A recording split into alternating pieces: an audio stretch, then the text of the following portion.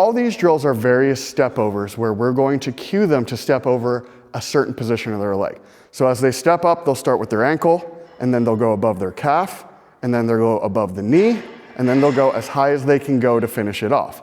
It gives them different ranges of motions to work through. It will also change the contact patterns just slightly. But as we cue these, we're gonna cue them all the same, and we're gonna cue it to start. The big three cues we're gonna use for these drills: dorsiflexion.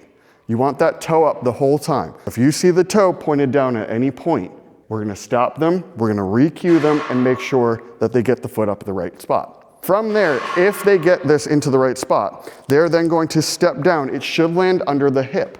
If they land the foot under the hip, you will have about 2 credit cards worth of room under your heel. We don't want to cue the athletes to ground the heel because it will create a stomping effect and a deceleration. But what we do want them to understand is that that foot is going to have a lot of surface contact when it hits the ground. If it's up and the heel is up, we're not getting a good full-footed contact, and in tall, upright sprint mechanics, that's what we want.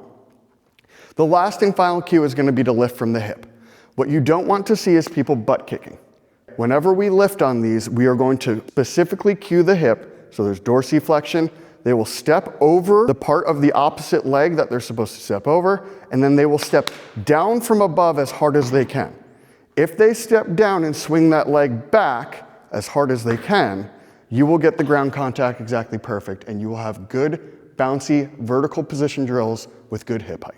Jarvis drills, which are a series of dribbles that we use to coach vertical positioning and vertical impact into the ground.